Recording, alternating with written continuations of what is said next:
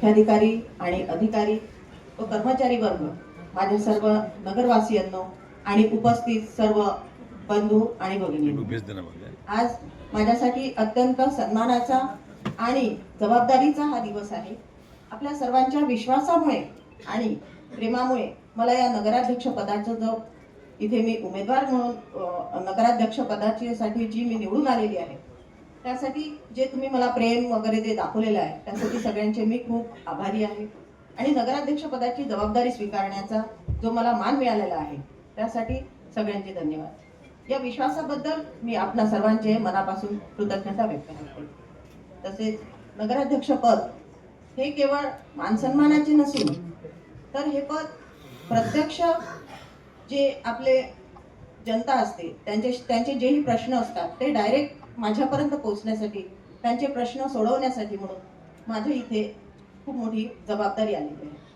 स्वच्छता, पाणीपुरवठा, रस्ते, आरोग्य, शिक्षण आणि तसेच बऱ्याच काही ज्या समस्या असतात वरोरा नगर परिषदेमध्ये आता इतक्यात जे 4 वर्षाची जी गॅप झालेली आहे, त्याच्यामध्ये ज्या काही समस्या इथे बऱ्याच समस्या निर्माण झालेल्या आहेत, तर त्या समस्या आपण नक्की पूर्ण करण्याचा आणि त्याच्यासाठी मला जेवढेही माझे नगरसेवक आणि नगरसेविका जे आहेत आणि जे माझे नाही निवडून आलेले आहेत त्यांचे सुद्धा मला इथे सहकार्य लागणार आहे.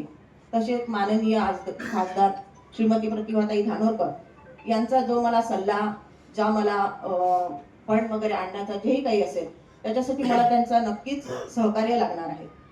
तसेच नगरसेवक, अधिकारी व कर्मचारी यांच्या सहकार्याने आणि सर्व नगरवासियांच्या सहभागाने आपण इथे वरोरा किती स्वच्छ, सुंदर आणि किती चांगल्या पद्धतीने त्याला करू, यासाठी मला सगळ्यांचे सहकार्य तर लागेलच.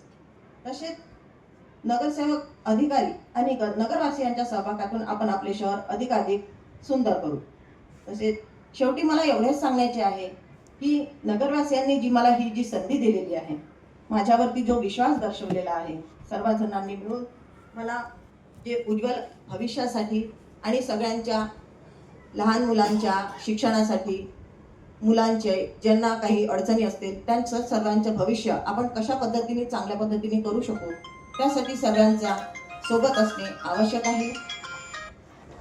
तसेच शहराच्या उज्ज्वल भविष्यासाठी मी सगळ्यांना इथे काम करू इच्छिते. धन्यवाद. जय हिंद, जय महाराष्ट्र.